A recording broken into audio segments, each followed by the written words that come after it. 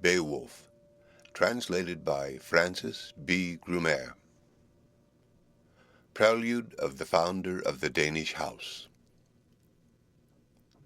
Lo, praise of the prowess of people kings, of spear-armed Danes in days long sped, we have heard, and what honour the Aethelings won. Oft skilled to seffing from squadron foes, from many a tribe the mead bench tore, awing the earls. Since erst he lay friendless, a foundling, fate repaid him, for he waxed under welkin, in wealth he throve, till before him the folk, both far and near, who house by the well path heard his mandate, gave him gifts, a good king he. To him an heir was afterward born, a son in his halls, whom heaven sent to favour the folk, feeling their woe that erst they had lacked an earl for leader, so long a while. The Lord endowed him, the wielder of wonder, with worlds renowned. Famed was this Beowulf. Far flew the boast of him, son of Scyld in the Scandian lands.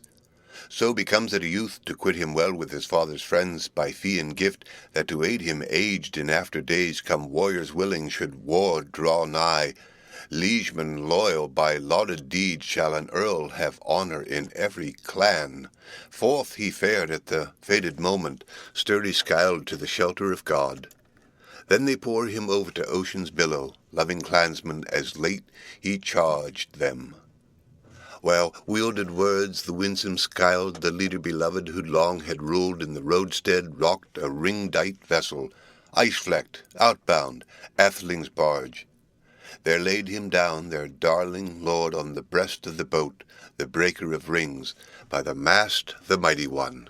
Many a treasure fetched from far was freighted with him. No ship have I known so nobly dight with weapons of war and weeds of battle, with breastplate and blade on his bosom lay a heaped hoard that hence should go far o'er the flood with him floating away. No less these loaded the lordly gifts, thane's huge treasure, than those had done who in former time forth had sent him sole on the seas a suckling child. High o'er his head they hoist the standard, a gold-wove banner. Let billows take him, gave him to ocean, grave were their spirits, mournful their mood. No man is able to say in sooth, no son of the halls, no hero neath heaven, who harboured that freight. Read by Rick Kistner for Lit to Go on the web at fcit.usf.edu.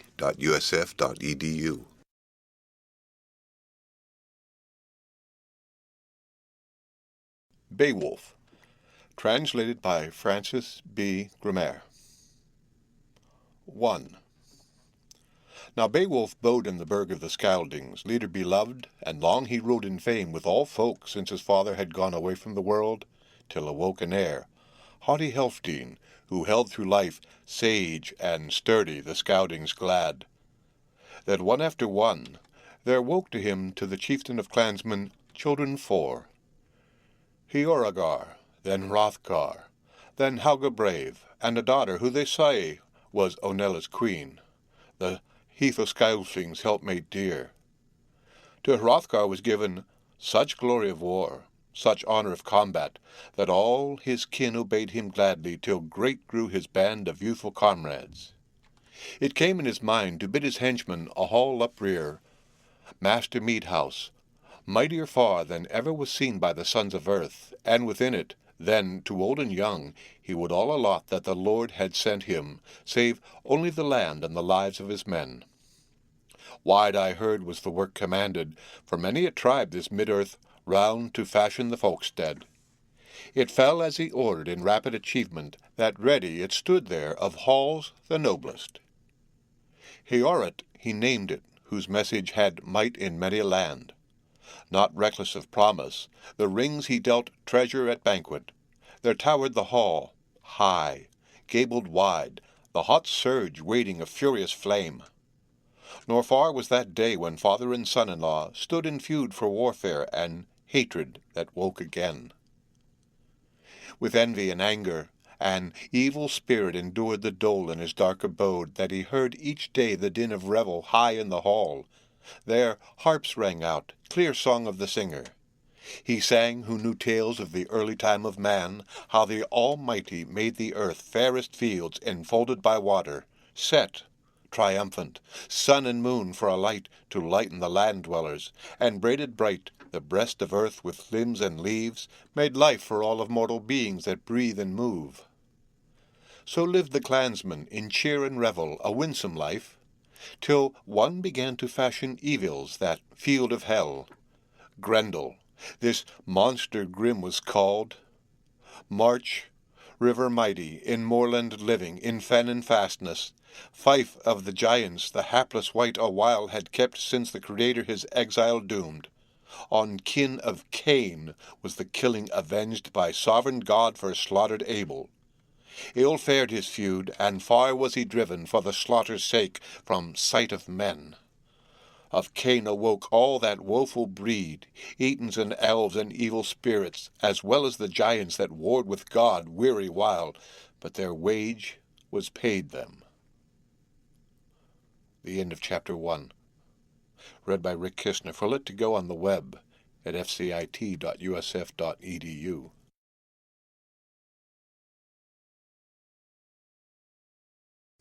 Beowulf, translated by Francis Gummere. 2. Went he forth to find at fall of night that haughty house, and heed wherever the ring-danes out-revelled to rest had gone. Found within it the atheling band asleep after feasting, and fearless of sorrow of human hardship. Unhallowed white, grim and greedy, he grasped betimes wrathful, reckless from resting places 30 of the thanes, and thence he rushed, fain of his fell spoil, faring homeward laden with slaughter his lair to seek. Then at the dawning, as day was breaking, the might of Grendel to men was known. Then after wassail was wail uplifted, loud moan in the morn. The mighty chief, atheling, excellent, unblithe, sat laboured in woe for the loss of his thanes, when once had been traced the trail of the fiend, spirit accursed, too cruel that sorrow, too long, too loathsome, not late the respite.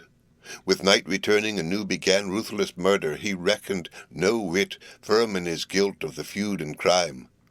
They were easy to find who elsewhere sought in room remote their rest at night.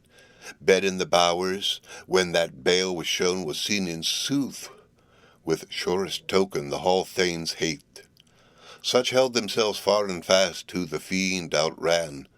Thus ruled unrighteous and raged his fill one against all, until empty stood that lordly building, and long it bode so. 12 years tide the trouble he bore, sovereign of Scyldings, sorrows in plenty, boundless cares. There came unhidden tidings, true to the tribes of men in sorrowful songs, how ceaselessly Grendel harassed Hrothgar, what hate he bore him, what murder and massacre, many a year feud unfading, refused consent to deal with any of Daneland's earls, make pact of peace or compound for gold. Still less did the wise men ween to get great fee for the feud from his fiendish hands. But the evil one ambushed old and young, death shadow dark, and dogged them still, lured, or lurked in the livelong night of misty moorlands. Men may say not where the haunts of these hell runes be. Such heaping of horrors the hater of men, lonely roamer wrought unceasing, harassing heavy, or he lorded gold bright hall in gloomy nights, and ne'er could the prince approach his throne. 'Twas judgment of God, or have joy in his hall. Sore was the sorrow to Scyldings' friend, heart-rending misery.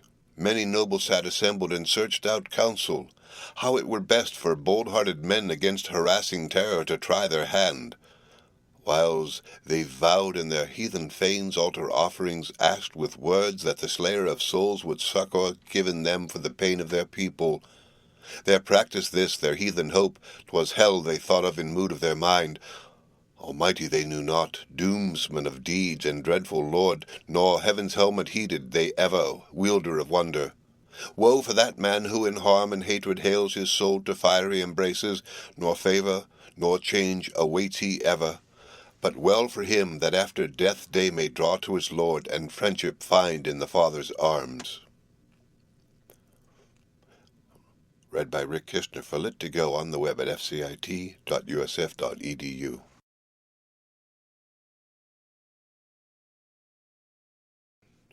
Beowulf. Translated by Francis Gummere. 3. Thus seethed unceasing the son of Helfdene with the woe of these days. Not wisest men assuaged his sorrow. Too sore the anguish, loathly and long, that lay on his folk, most baneful of burdens and bales of the night. This heard in his home Hygelac's thane, great among Geats of Grendel's doings. He was the mightiest man of valour in that same day of this our life, stalwart and stately. A stout wave-walker he bade make ready. Yon battle-king, said he, far o'er the swan road he fain would seek the noble monarch who needed men. The prince's journey by prudent folk was little blamed, though they loved him dear. They wedded the hero and hailed good omens. And now the bold one from bands of Geats comrades chose, the keenest of warriors ere he could find. With 14 men the seaward he sought, and sail approved led them on to the land's confines.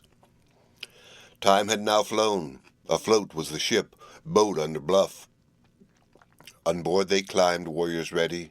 Waves were churning sea with sand. The sailors bore on the breast of the bark their bright array, their mail and weapons. The men pushed off on its willing way the well-braced craft. Then moved o'er the waters by might of the wind that bark like a bird with breast of foam, till in season's dew on the second day the curved prow such course had run that sailors now could see the land, sea cliffs shining, steep high hills, headlands broad. Their haven was found, their journey ended. Up then quickly the Weeder's clansmen climbed ashore, anchored their seaward with armour clashing and gear of battle. God they thanked for passing in peace o'er the paths of the sea. Now saw from the cliff the scalding clansmen a warden that watched the water's side, how they bore o'er the gangway glittering shields, war gear in readiness. Wonder seized him to know what manner of men they were. Straight to the strand his steed he rode. Hrothgar's henchman with hand of might he shook his spear and spake in parley. Who are ye then, ye armed men, mailed folk, that yon mighty vessel have urged thus o'er the ocean ways, here o'er the waters? A warden, I, sentinel set o'er the sea march here, lest any foe to the folk of Danes with harrying fleet should harm the land.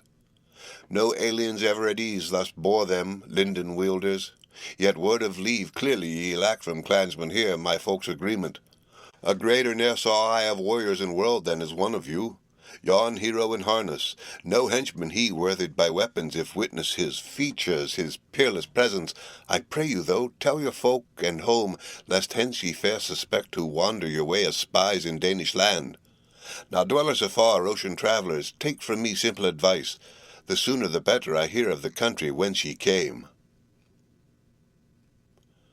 Read by Rick Kistner for Lit to Go on the web at fcit.usf.edu.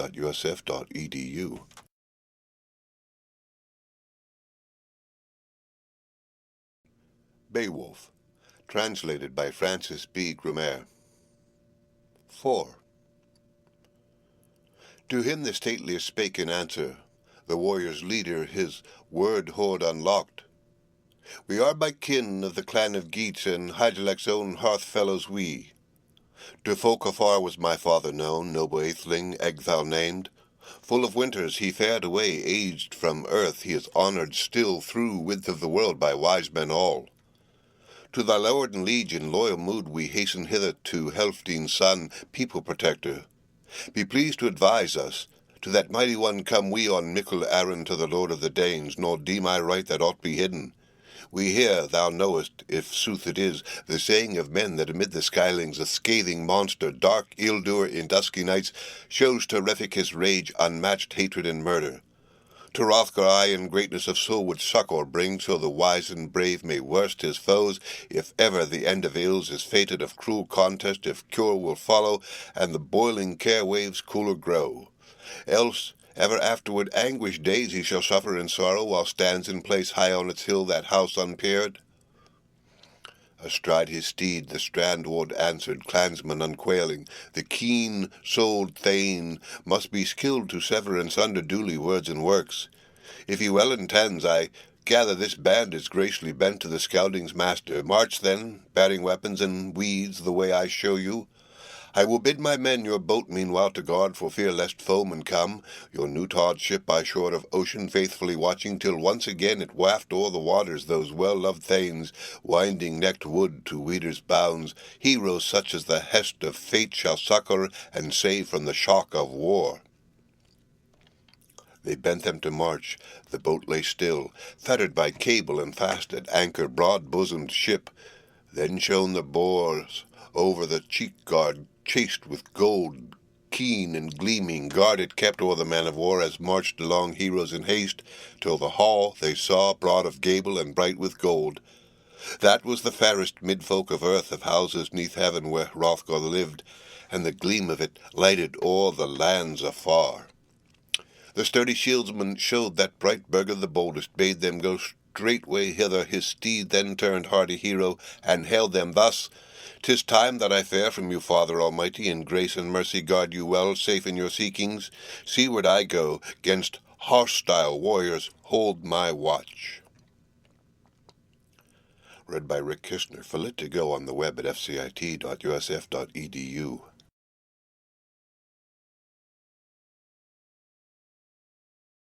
Beowulf, translated by Francis Gummere. 5. Stone bright the street. It showed the way to the crowd of clansmen. Corselets glistened, hand-forged. Hard on their harness bright the steel ring sang as they strode along in mail of battle and marched to the hall. There, weary of ocean, the wall along they set their bucklers, their broad shields down, and bowed them to bench. The breastplates clanged, war gear of men, their weapons stacked. Spears of the seafarers stood together, grey-tipped ash, that iron band was worthily weaponed. A warrior proud asked of the heroes their home and kin, "Whence now bear ye burnished shields, harness grey and helmets grim, spears in multitude?" "Messenger, I, Hrothgar's herald. Heroes so many ne'er met I as strangers of mood so strong. 'Tis plain that for prowess not plunged into exile, for high-hearted valour Hrothgar ye seek. Him the sturdy in war bespake with words. Proud Earl of the Weders answer made, hardy neath helmet: "Hygelacs we, fellows at board. I am Beowulf named. I am seeking to say to the son of Helfdene this mission of mine to thy master lord the doughty prince, if he deign at all grace that we greet him, the good one now." Wulfgar spake, the Wendel chieftain, whose might of mind to many was known, his courage and counsel. "The king of Danes, the Scalding's friend, I fain will tell the breaker of rings as the boon thou askest, the famed prince of thy faring hither, and swiftly after such answer bring as the doughty monarch may deign to give. Hide then in haste to where Hrothgar sat, white-haired and old, his earls about him, till the stout thane stood at the shoulder there of the Danish king, good courtier he. Wulfgar spake to his winsome lord: "Hither have fared to thee far-come men o'er the paths of ocean, people of Geatland, and the stateliest there by his sturdy band is Beowulf named. This boon they seek, that they, my master, may with thee have speech at will, nor spurn their prayer to give them hearing, gracious Hrothgar. In weeds of the warrior worthy, they, methinks, of our liking, the leader, most surely a hero that hither his henchmen has led." Read by Rick Kistner, for Lit to Go on the web at fcit.usf.edu.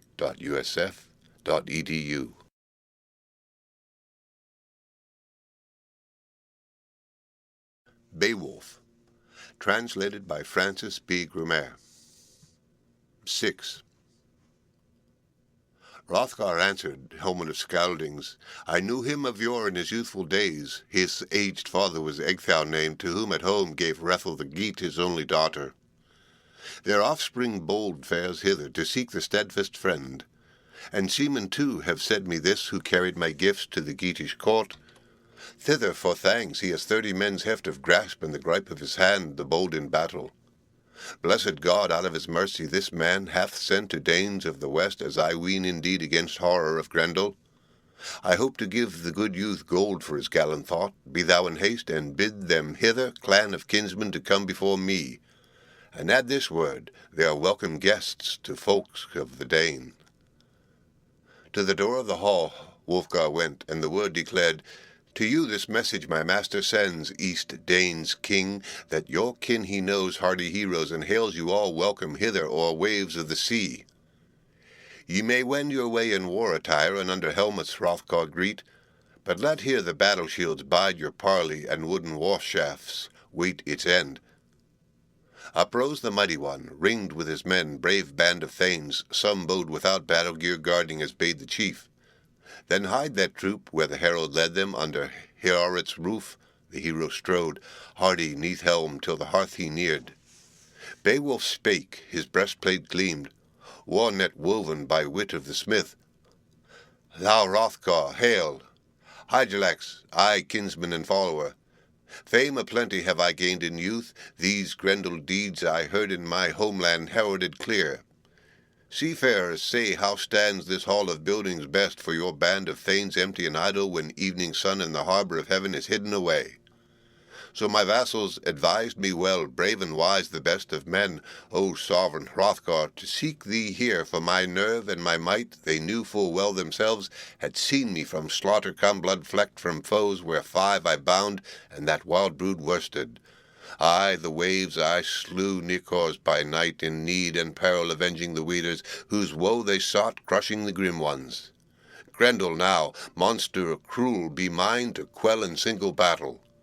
So from thee, thou sovereign of the shining Danes, Scalding's bulwark, a boon I seek, and friend of the folk, refuse it not, O warrior's shield, now I've wandered far, that I alone with my liegemen here this hardy band may Heorot purge. More I hear that the monster, dire in his wanton mood of weapons, recks not. Hence shall I scorn so Hygelac stay, king of my kindred, kind to me, brand or buckler to bear in the fight, gold-coloured targe. But with gripe alone must I front the fiend and fight for life, foe against foe. Then faith be his in the doom of the Lord, whom death shall take. Fain, I ween, if the fight he win, in this hall of gold my Geatish band will he fearless eat, as oft before my noblest thanes. Nor needst thou then to hide my head, for his shall I be, dyed in gore, if death must take me. And my blood-covered body he'll bear as prey ruthless devour at the roamer lonely, with my life-blood redden his lair in the fen. No further for me needst food prepare, to Hygelac send, if Hild should take me, best of war weeds, warding my breast, armour excellent, heirloom of Hrethel, and work of Wayland, fares weird as she must. Read by Rick Kistner, for Lit to Go on the web at fcit.usf.edu.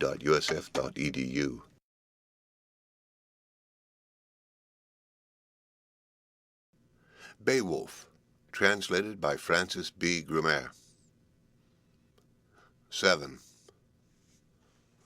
Hrothgar spake the Scalding's helmet, for fight defensive friend my Beowulf to succour and save, thou hast sought us here. Thy father's combat a feud enkindled when Aethelaf with hand he slew among the Wylflings, his Weder kin for horror of fighting feared to hold him. Fleeing, he sought our South Dane folk, over surge of ocean the honour Scaldings, when first I was ruling the folk of Danes, wielded youthful this widespread realm, this hoard-hold of heroes. Heorgar was dead, my elder brother had breathed his last. Helfdene's bairn, he was better than I. Straightway the feud with Fee I settled, to the Wylfing sent o'er watery ridges treasures olden. Oaths he swore me, sore as my soul, to say to any of the race of man what wrath for me in Heorot Grendel with hate hath wrought, what sudden harryings. Hallfolk fail me, my warriors wane, for word hath swept them into Grendel's grasp. But God is able this deadly foe from his deeds to turn. Boasted full oft as my beer they drank, earls o'er the ale-cup, armed men, that they would bide in the beer-hall hear Grendel's attack with terror of blades. Then was this mead-house at morning-tide dyed with gore when the daylight broke, all the boards of the benches blood besprinkled, gory the hall. I had heroes the less, doughty dear ones that death had reft. But sit to the banquet, unbind thy words, hardy hero, as heart shall prompt thee. Gathered together the Geatish men in the banquet hall, on bench assigned, sturdy-spirited, sat them down hardy-hearted. A henchman attended, carried the carven cup in hand, served the clear mead. Oft minstrels sang blithe in Herorit. Heroes revelled, no dearth of warriors, Wieder and Dane. Read by Rick Kishner for Lit to Go on the web at fcit.usf.edu.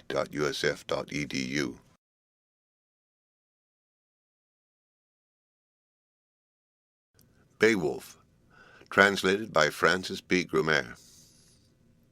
8. Unferth spake, the son of Ecglaf, who sat at the feet of the Scyldings' lord, unbound the battle runes. Beowulf's quest, sturdy seafarers, sorely galled him. Ever he envied that other men should more achieve in middle earth of fame under heaven than he himself. Art thou that Beowulf, Breaker's rival, who emulous swam on the open sea when for pride the pair of you proved the floods and wantonly dared in waters deep to risk your lives? No living man or leaf or loath from your labour dire could you dissuade from swimming the main. Ocean tides with your arms ye covered, with strenuous hands the sea streets measured swam o'er the waters. Winter storm rolled the rough waves. In realm of sea a sea-knight strove ye. In swimming he topped thee, had more of main. Him at morning-tide billows bore to the battling Remus, whence he hied to his home so dear, beloved of his liegemen, to land of Bronding's fastness fair, where his folk he ruled town and treasure. In triumph o'er thee, Bean stands barren his boast achieved. So ween I for thee a worse adventure, though in buffet of battle thou brave hast been, in struggle grim if Grendel's approach thou darest await through the watch of night. Beowulf spake, Bairn of Ecgthau, what a deal hast uttered, dear my Unferth, drunken with beer of Brecon now, told of his triumph. Truth, I claim it, that I had more of might in the sea than any man else, more ocean endurance. We twain had talked in time of youth and made our boast. We were merely boys, striplings still, to stake our lives far at sea, and so we performed it. Naked swords as we swam along we held in hand, with hope to guard us against the whales. Not a whit from me could he float afar o'er the flood of waves, haste o'er the billows, nor him I abandoned. Together we twain on the tides abode 5 nights full, till the flood divided us, churning waves and chillest weather, darkling night, and the northern wind ruthless rushed on us. Rough was the surge. Now the wrath of the sea-fish rose apace, yet me 'gainst the monsters my mailed coat, hard and hand-linked, help afforded. Battle-sark braided my breast toward, garnished with gold. There grasped me firm, and haled me to bottom the hated foe with grimmest grip. 'Twas granted me, though, to pierce the monster with point of sword, with blade of battle. Huge beast of the sea was whelmed by the hurly through hand of mine.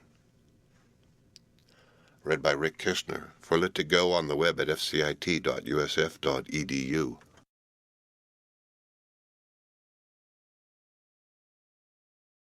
Beowulf, translated by Francis Gummere. 9. Me thus often the evil monsters thronging threatened. With thrust of my sword the darling I dealt them do return. Nowise had they bliss from their booty then to devour their victim, vengeful creatures, seated to banquet at bottom of sea. But at break of day, by my brand, sore hurt on the edge of ocean, up they lay, put to sleep by the sword. And since by them on the fathomless seaways sailor folk are never molested, light from east came bright God's beacon, the billow sank, so that I saw the sea cliff's high windy walls. For weird oft saveth earl undoomed if he doughty be. And so it came that I killed with my sword 9 of the Nicors. Of night-fought battles ne'er heard I a harder 'neath heaven's dome, nor adrift on the deep a more desolate man. Yet I came unharmed from that hostile clutch, though spent with swimming. The sea upbore me, flood of the tide, on Finnish land, the welling waters. Nowise of thee have I heard men tell such terror of falchion's bitter battle. Breaker ne'er yet, not one of you pair, in the play of war such daring deed has done at all with bloody brand. I boast not of it, though thou wast the bane of thy brethren dear, thy closest kin, whence curse of hell awaits thee, well as thy wit may serve. For I say in sooth, thou son of Ecglaf, never had Grendel these grim deeds wrought. Monster dire on thy master dear, in Hiorit such havoc, if heart of thine were as battle bold as thy boast is loud. But he has found no feud will happen from sword-clash dread of your Danish clan. He vaunts him safe from the victor scaldings. He false his pledges, favours none of the land of Danes, but lustily murders, fights, and feasts, nor feud he dreads from spear-Dane men. But speedily now shall I prove him the prowess and pride of the Geats, shall bid him in battle. Blithe to mead go he that listeth, when light of dawn this morrow morning o'er men of earth, ether-robed sun from the south shall beam. Joyous then was the jewel-giver, hoar-haired, war-brave.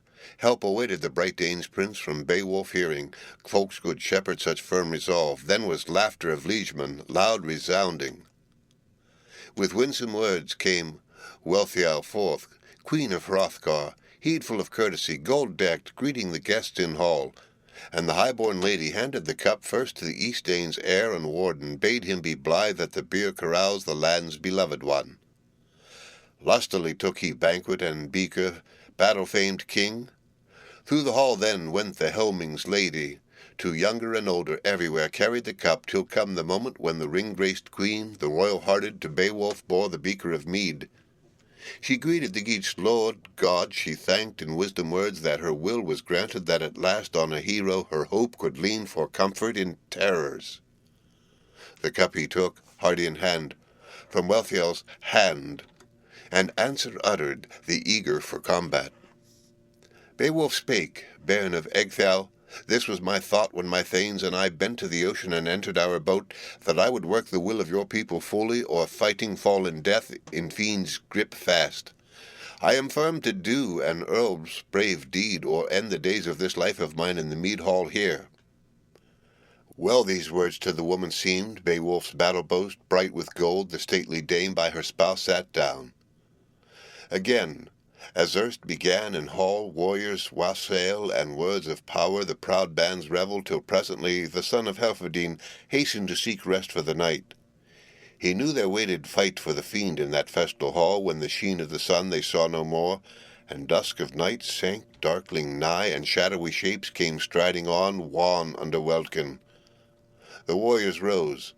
Man to man he made harangue. Hrothgar to Beowulf bade him hail, let him wield the wine-hall. A word he added. Never to any man erst I trusted, since I could heave up hand and shield this noble Dane hall, till now to thee. Have now and hold this house unpeered. Remember thy glory, thy might declare. Watch for the foe. No wish shall fail thee, if thou bidest the battle with bold won life. Read by Rick Kistner. For lit to go on the web at fcit.usf.edu.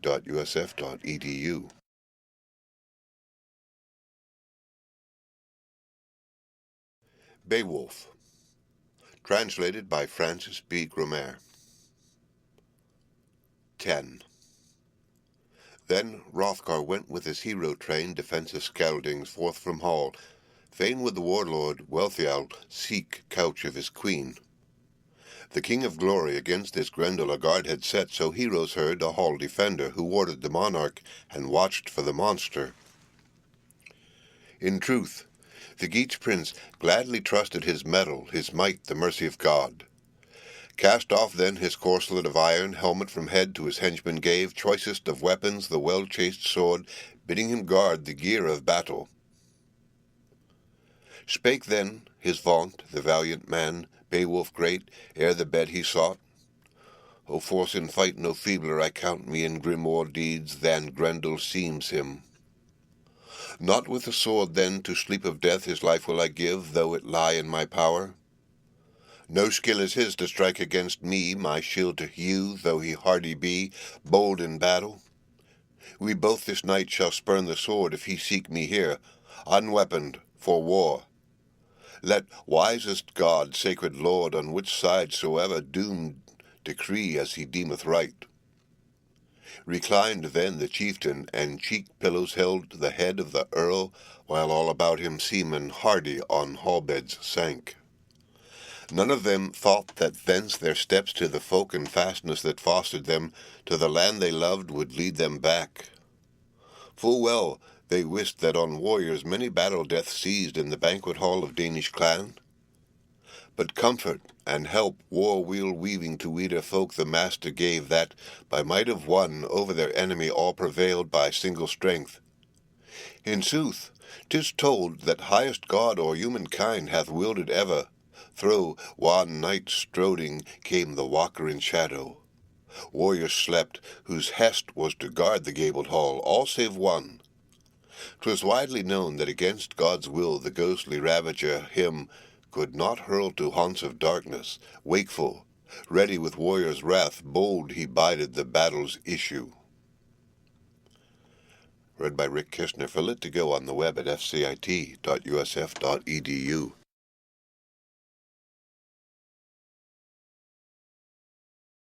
Beowulf, translated by Francis Gummere. 11. Then from the moorland by misty crags with God's wrath-laden Grendel came. The monster was minded of mankind now, sundry to seize in the stately house. Under welkin he walked, till the wine palace there, gold hall of men, he gladly discerned, flashing with fretwork. Not first time this that he the home of Hrothgar sought, yet ne'er in his life day, late or early, such hardy heroes, such hall thanes found. To the house the warrior walked apace, parted from peace. The portal opened, though with forged bolts fast, when his fists had struck it, and baleful he burst in his blatant rage the house's mouth. All hastily then o'er fair paved floor the fiend trod on, irefully strode. There streamed from his eyes fearful flashes like flame to see. He spied in hall the hero band, kin and clansmen clustered asleep, hardy liegemen. Then laughed his heart, for the monster was minded, ere morn should dawn, savage to sever the soul of each life from body, since lusty banquet waited his will. But Ward forbade him to seize any more of men on earth after that evening.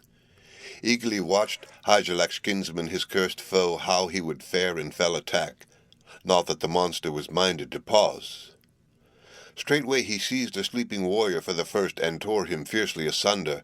The bone frame bit, drank blood in streams, swallowed him piecemeal. Swiftly thus the lifeless corpse was clear devoured, e'en hands and feet. Then farther he hied, for the hardy hero with hand he grasped, felt for the foe with fiendish claw, for the hero's reclining, who clutched it boldly, prompt to answer, propped on his arm. Soon then saw that shepherd of evils, that never he met in this middle world in the ways of earth, another wight with heavier hand-gripe. At heart he feared, sorrowed in soul, none the sooner escaped. Fain would he flee, his fastness seek, the den of devils, no doings now such as oft he had done in days of old. Then bethought him the hardy Hygelac Thane of his boasted evening. Up he bounded, grasped firm his foe, whose fingers cracked.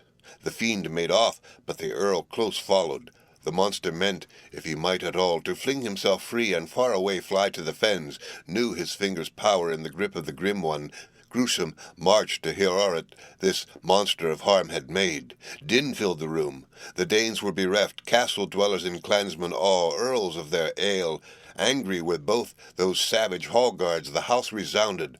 Wonder it was the wine hall firm in the strain of their struggle stood to earth, the fair house fell not. Too fast it was within and without by its iron bands craftily clamped, though there crashed from sill many a mead bench, men have told me, gay with gold, where the grim foes wrestled. So well had weened the wisest scaldings that not ever at all might any man that bone-decked brave house break asunder, crushed by craft, unless clasp of fire and smoke engulfed it. Again uprose, din redoubled. Danes of the north with fear and frenzy were filled, each one, who from the wall that wailing heard God's foe sounding his grisly song, cry of the conquered, clamorous pain from captive of hell. Too closely held him he who of men in might was strongest in that same day of this our life. Read by Rick Kishner for Lit to Go on the web at fcit.usf.edu.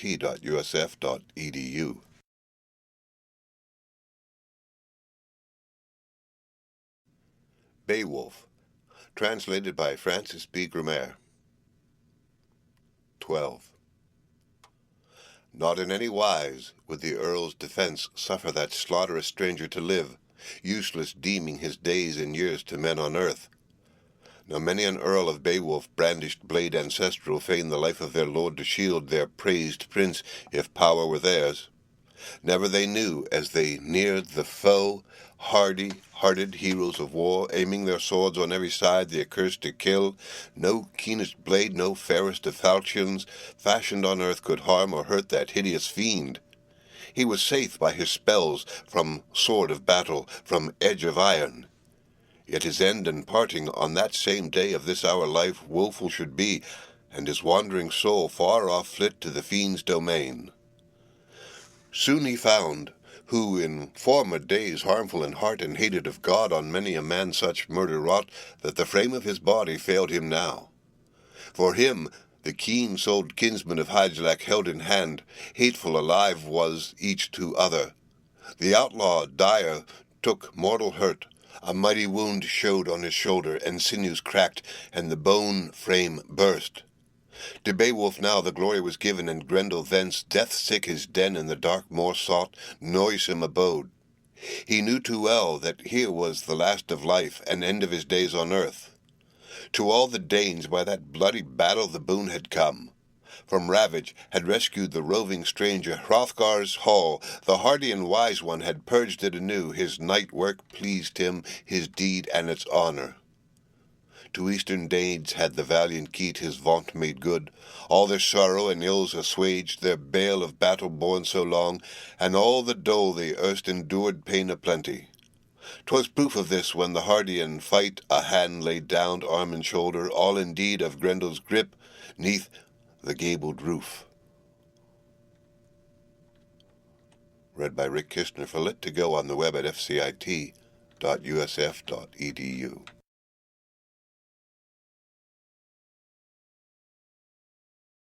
Beowulf, translated by Francis Gummere.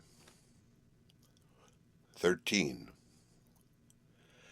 Many at morning, as men have told me, warriors gathered the gift hall round, folk leaders faring from far and near o'er wide-stretched ways the wonder to view, trace of the traitor.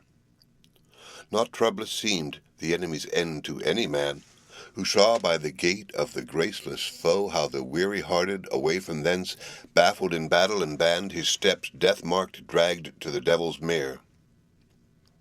Bloody the billows were boiling there, turbid the tide of tumbling waves, horribly seething with sword-blood hot by that doomed one died, who in den of the moor laid forlorn his life adown, his heathen soul and hell received it.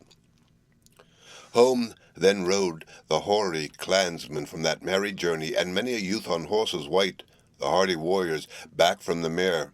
Then Beowulf's glory eager they echoed, and all averred that from sea to sea or south or north there was no other in earth's domain, under vault of heaven more valiant found, of warriors none more worthy to rule.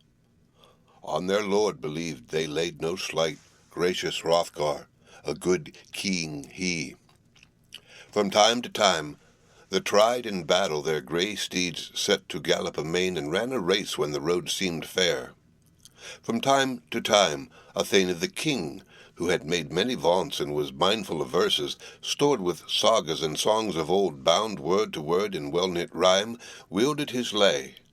This warrior soon of Beowulf's quest right cleverly sang, and artfully added an excellent tale in well-ranged words of the warlike deeds he had heard in saga of Sigemund. Strange the story, he said it all, the Welsing's wanderings wide, his struggles which never were told to tribes of men, the feuds and the frauds, save to Ficella only. When of these things he deigned to speak, uncle to nephew, as ever the twain stood side by side in stress of war and multitude of the monster kind they had felled with their swords. Of Sigemund grew, when he passed from life, no little praise for the doughty in combat a dragon killed that herded the horde. Under hoary rock the atheling dared the deed alone, fearful quest, nor was Fitela there. Yet so it befell, his falchion pierced that wondrous worm, on the wall it struck, best blade. The dragon died in its blood. Thus had the dread one, by daring achieved o'er the ring-hoard to rule at will himself to pleasure, A sea-boat he loaded, and bore on its bosom the beaming gold son of Wales. The worm was consumed. He had of all heroes the highest renown among races of men, this refuge of warriors for deeds of daring that decked his name since the hand and heart of Haramud grew slack in battle. He swiftly banished to mingle with monsters at mercy of foes. To death was betrayed, for torrents of sorrow had lamed him too long. A load of care to earls and aethelings all he proved. Oft indeed in earlier days, for the warriors wayfaring wise men mourned, who had hoped of him help from harm and bale, and had thought their sovereign's son would thrive, follow his father, his folk protect, the hoard and the stronghold, heroes' land, home of Skeldings. But here Thane said, the kinsman of Hygelac kinder seemed to all. The other was urged to crime, and afresh to the race, the fallow roads by swift steeds measured. The morning sun was climbing higher. Clansmen hastened to the high-built hall, those hardy-minded the wonder to witness. Warden of treasure, crowned with glory, the king himself with stately band from the bride bower strode, and with him the queen and her crowd of maidens measured the path to the mead house fair. Read by Rick Kishner. For Lit to Go on the web at fcit.usf.edu.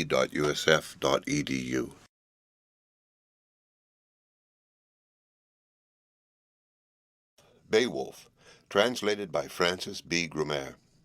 14. Hrothgar spake. To the hall he went, stood by the steps, the steep roof saw, garnished with gold, and Grendel's hand. For the sight I see, to the sovereign ruler be speedy thanks. A throng of sorrows I have borne from Grendel, but God still works wonder on wonder, the warden of glory.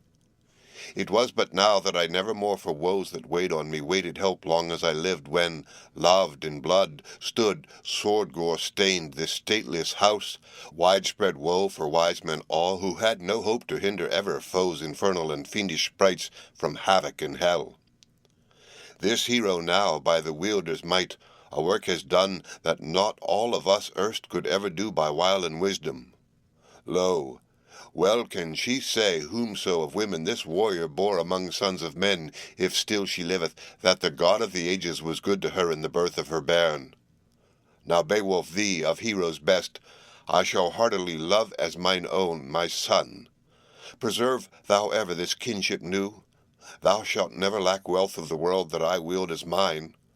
Full oft for less have I largesse showered my precious hoard on a punier man less stout in struggle. Thyself hast now fulfilled such deeds that thy fame shall endure through all the ages. As ever he did, well may the wielder reward thee still.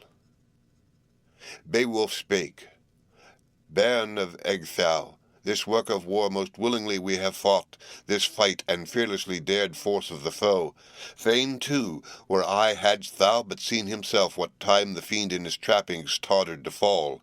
Swiftly, I thought, in strongest gripe on his bed of death to bind him down, that he and the hent of this hand of mine should breathe his last. But he broke away. Him I might not, the Maker willed not, hinder from flight, and firm enough hold the life-destroyer. Too sturdy was he, the ruthless in running. For rescue, however, he left behind him his hand in pledge, arm and shoulder, nor aught of help could the cursed one thus procure at all. None the longer liveth he, loathsome fiend, sunk in his sins, but sorrow holds him tightly grasped in gripe of anguish and baleful bonds, where bide he must, evil outlaw, such awful doom as the mighty Maker shall mete him out. More silent seemed the son of Ecglaf in boastful speech of his battle deeds, since athelings all, through the earl's great prowess, beheld that hand on the high roof gazing foeman's fingers. The forepart of each of the sturdy nails to steel was likest, heathen's hand-spear, hostile warrior's claw uncanny. 'Twas clear, they said, that him no blade of the brave could touch, how keen soever or cut away that battle-hand bloody from baneful foe. Read by Rick Kishner. For Lit to Go on the web at fcit.usf.edu.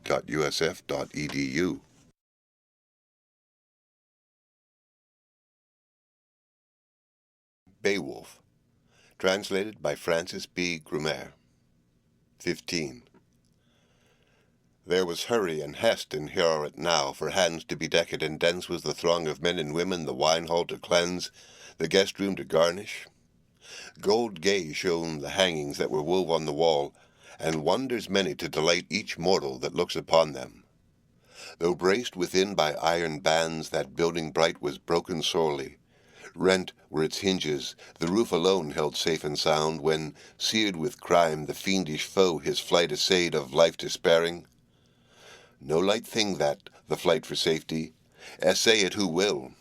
Forced of fate, he shall find his way to the refuge ready for race of man, for sole possessors and sons of earth, and there his body on bed of death shall rest after revel. Arrived was the hour when to hall proceeded Healfdene's son. The king himself would sit to banquet. Ne'er heard I of host and haughtier throng more graciously gathered round giver of rings. Bowed then to bench those bearers of glory fain of the feasting. Featly received many a mead cup the mighty in spirit kinsmen who sat in the sumptuous hall, Hrothgar and Hrothulf. Heorot now was filled with friends, the folk of Scyldings, ne'er yet had tried the traitor's deed. To Beowulf gave the Baron of Healfdene a gold-wove banner, guerdon of triumph, broidered battle-flag, breastplate and helmet, and a splendid sword was seen of many borne to the brave one. Beowulf took cup in hall, for such costly gifts he suffered no shame in that soldier throng. For I heard of few heroes in heartier mood with four such gifts, so fashioned with gold, on the ale-bench honouring others thus. O'er the roof of the helmet high, a ridge wound with wires kept ward o'er the head, lest the relict of files should fierce invade sharp in the strife, when that shielded hero should go to grapple against his foes. Then the earl's defence on the floor bade lead coursers 8, with carven headgear adown the hall. One horse was decked with a saddle all shining and set in jewels. 'Twas the battle seat of the best of kings, when to play of swords the son of Healfdene was fain to fare. Near failed his valour in the crush of combat when corpses fell. To Beowulf over them both then gave the refuge of Ingwines right and power o'er war steeds and weapons, wished him joy of them. Manfully thus the mighty prince hoard guard for heroes, that hard fight repaid with steeds and treasures, contemned by none who was willing to say the sooth aright. Read by Rick Kishner for Lit to Go, on the web at fcit.usf.edu.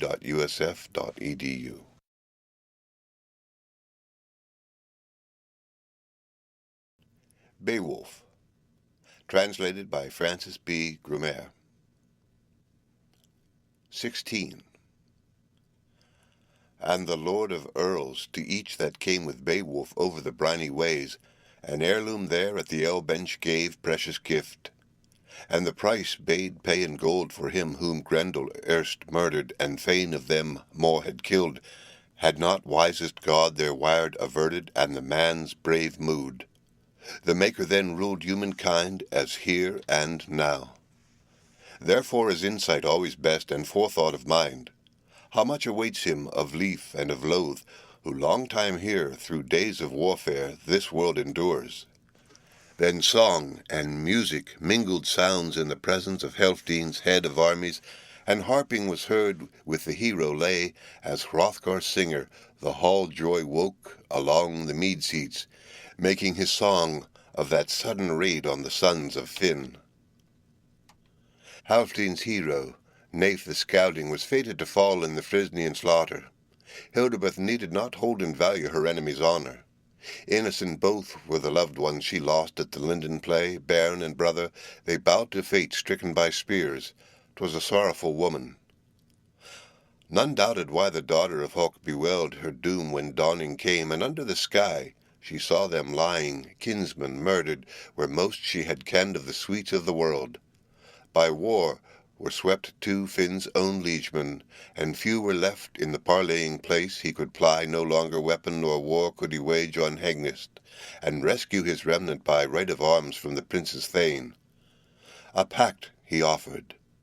Another dwelling the Danes should have, hall and high seat, and half the power should fall to them in Frisian land.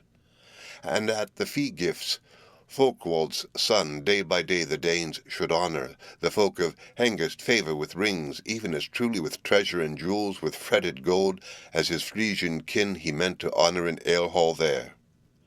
Pact of peace they plighted further on both sides firmly. Finn to Hengest with oath upon honour, openly promised that woeful remnant with wise men's aid nobly to govern, so none of the guests by word or work should warp the treaty, or with malice of mind bemoan themselves as forced to follow their fee-giver slayer, lordless men as their lot ordained. Should Frisian moreover with foeman's taunt that murderous hatred to mind recall, then edge of the sword must seal his doom. Oaths were given, and ancient gold heaped from hoard. The hardy scouting battle-thane best on his baleful lay. All on the pyre were plain to see the gory sark, the gilded swine-crest, boar of hard iron, and aethelings many slain by the sword. At the slaughter they fell. It was Hildeburh's hest, at Naif's own pyre, the bairn of her body on brands to lay, his bones to burn, on the bale-fire placed at his uncle's side. In sorrowful dirges bewept them the women. Great wailing ascended. Then wound up to welkin the wildest of death-fires, roared o'er the hillock. Heads all were melted, gashes burst, and blood gushed out from bites of the body. Bale-fire devoured greediest spirit, those spared not by war out of either folk. Their flower was gone. Read by Rick Kistner for Lit to Go on the web at fcit.usf.edu.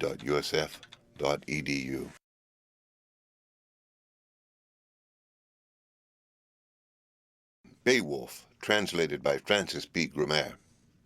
17. Then hastened those heroes their home to see, friendless to find the Frisian land, houses, and high burg. Hengest, still, through the death-dyed winter, dwelt with Finn, holding pact, yet of home he minded, though powerless his ring-decked prow to drive over the waters. Now waves rolled fierce, lashed by the winds, or winter locked them in icy fetters. Then fared another year to men's dwellings, as yet they do, the sun-bright skies, that their season over duly await. Far off winter was driven, fair lay earth's breast, and fain was the rover the guest to depart, though more gladly he pondered on wreaking his vengeance than roaming the deep, and how to hasten the hot encounter where sons of the Frisians were sure to be. So he escaped not the common doom when Hun with Leifing the light of battle best of blades his bosom pierced. Its edge was famed with the Frisian earls. On fierce-heart Finn there fell likewise on himself at home the horrid sword death. For Gunthlaf and Oslaf of grim attack had sorrowing told, from seaways landed mourning their woes, Finn's wavering spirit bode not in breast. The burg was reddened with blood of foemen, and Finn was slain, king amid clansmen. The queen was taken to their ship, the scouting warriors bore all the chattels the chieftain owned, whatever they found in Finn's domain of gems and jewels. The gentle wife o'er paths of the deep to the Danes they bore, led her to her land. The lay was finished, the gleeman's song. Then glad rose the revel, bench joy brightened. Bearers draw from their wonder-vats wine. Comes wealthy Al forth under gold crown, goes where the good pair sit, uncle and nephew, true each to the other one, kindred in amity. Unferth, the spokesman at the scouting's lord's feet sat. Men had faith in his spirit, his keenness of courage, though kinsmen had found him unsure at the sword-play. The scouting queen spoke. Quaff of this cup, my king and lord, breaker of rings, and blithe be thou, gold friend of men. To the Geats here speak such words of mildness as man should use. Be glad with thy Geats, of those gifts be mindful, or near or far, which now thou hast. Men say to me, as son thou wishest yon hero to hold. Thy heret purged, jewel-hall brightest, enjoy while thou canst, with many a largesse, and leave to thy kinfolk and realm, when forth thou goest to greet thy doom. For gracious I deem my Hrothulf, willing to hold and rule nobly our youths, if thou yielded up first, prince of Scyldings, thy part in the world. I ween with good he will well requite offspring of ours, when all he minds that for him we did in his helpless days of gift and grace to gain him honour. Then she turned to the seat where her sons were placed. Hrethric and Hrothmund with heroes' bairns, young men together. The Geat too sat there, Beowulf brave, the brothers between. Read by Rick Kistner. For Lit to Go on the web at fcit.usf.edu.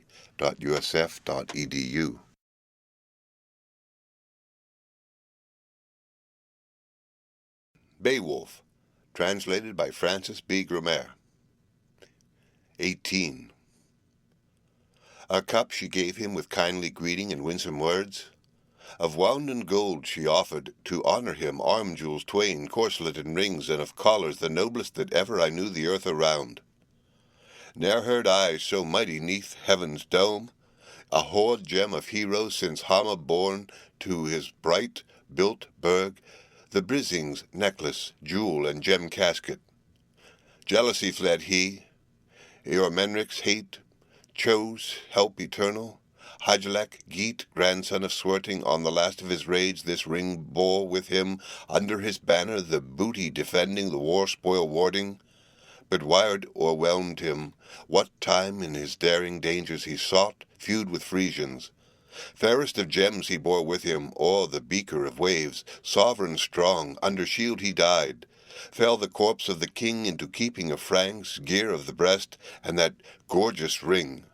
Weaker warriors won the spoil after gripe of battle from Geatland's lord, and held the death field.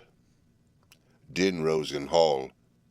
Wealhtheow spake amid warriors, and said, This jewel and joy in thy jocund youth, Beowulf loved these battle weeds wear, a royal treasure, and richly thrive.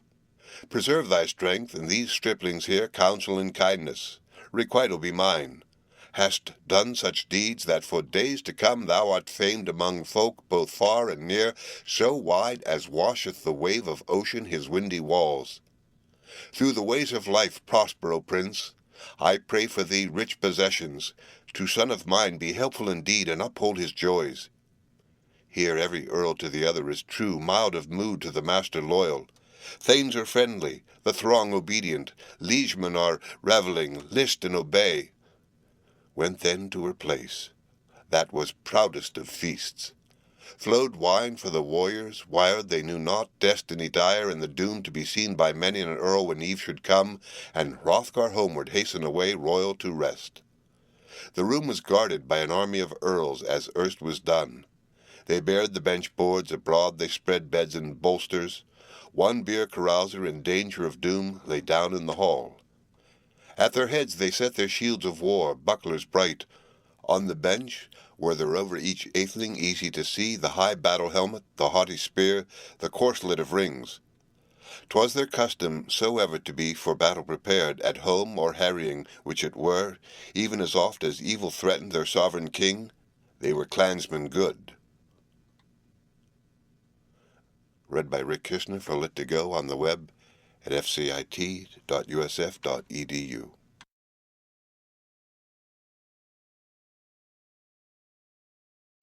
Beowulf, translated by Francis Gummere.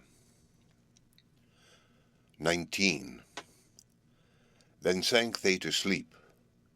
With sorrow one bought his rest of the evening, as oft-time had happened when Grendel guarded that golden hall, evil wrought till his ends drew nigh, slaughter for sins. 'Twas seen and told how an avenger survived the fiend, as was learned afar. The livelong time after that grim fight, Grendel's mother, monster of women, mourned her woe. She was doomed to dwell in the dreary waters, cold sea-courses, since Cain cut down with edge of the sword his only brother, his father's offspring. Outlawed he fled, marked with murder from men's delights, warded the wilds.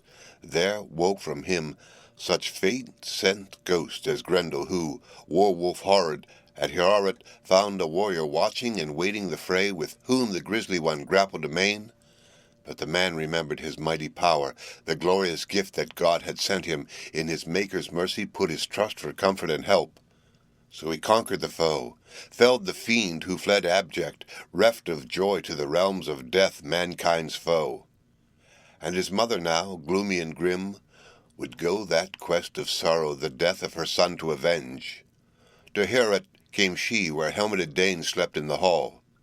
Too soon came back old ills of the earls, when in she burst, the mother of Grendel, less grim though that terror, e'en as terror of women in war is less, might of maid than of men in arms, when, hammer-forged, the falchion hard, sword gore-stained, through swine of the helm, crested with keen blades carved amain.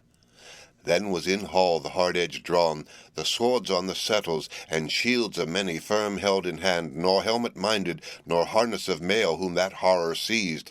Haste was hers. She would hie afar and save her life when the liegeman saw her. Yet a single atheling up she seized fast and firm as she fled to the moor. He was for Hrothgar of heroes the dearest, of trusty vassals betwixt the seas, whom she killed on his couch, a clansman famous in battle brave. Nor was Beowulf there. Another house had been held apart after giving of gold for the great renowned. Uproar filled Heorot, the hand all had viewed, blood-flecked she bore with her. Bale was returned, dole in the dwellings, 'twas dire exchange where Dane and Geat were doomed to give the lives of loved ones. Long-tried king the hoary hero at heart was sad, when he knew his noble no more lived, and dead indeed was his dearest thane. To his bower was Beowulf brought in haste, dauntless victor. As daylight broke along with his earls, the atheling lord with his clansmen came where the king abode, waiting to see if the wielder of all would turn this tale of trouble and woe. Strode o'er floor the famed in strife with his hand companions, the hall resounded, wishing to greet the wise old king, Ingwines' lord. He asked if the night had passed in peace to the prince's mind. Read by Rick Kistner, for Lit to Go on the web at fcit.usf.edu.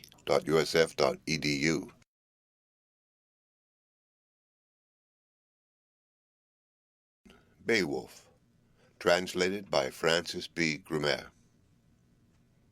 20. Hrothgar spake, helmet of Scyldings, ask not of pleasure.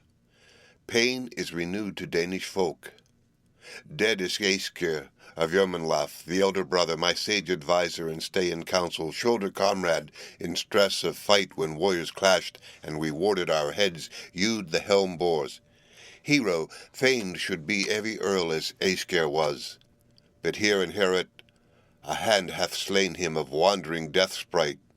I wot not whither, proud of the prey her path she took, fain of her fill.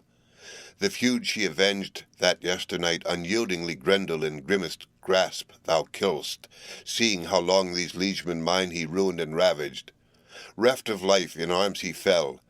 Now another comes, keen and cruel, her kin to avenge, faring far in feud of blood, so that many a thane shall think, whoe'er sorrows in soul for that sharer of rings, this is hardest of heart-bales.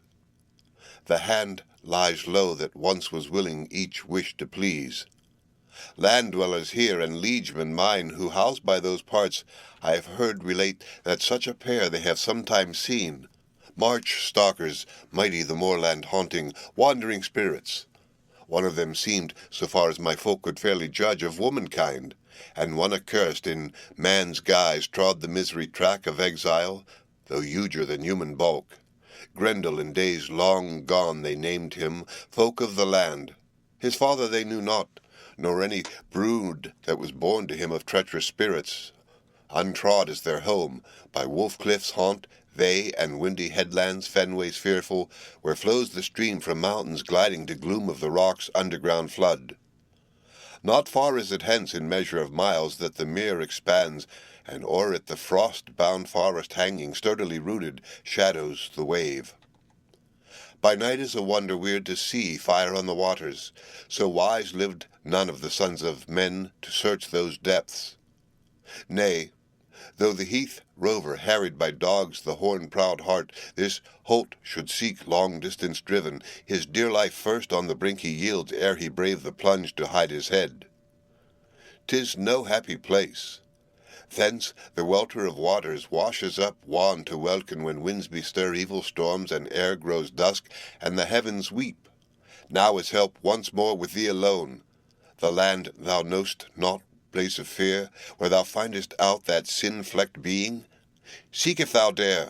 I will reward thee for waging this fight with ancient treasures, as erst I did with winding gold, if thou winnest back.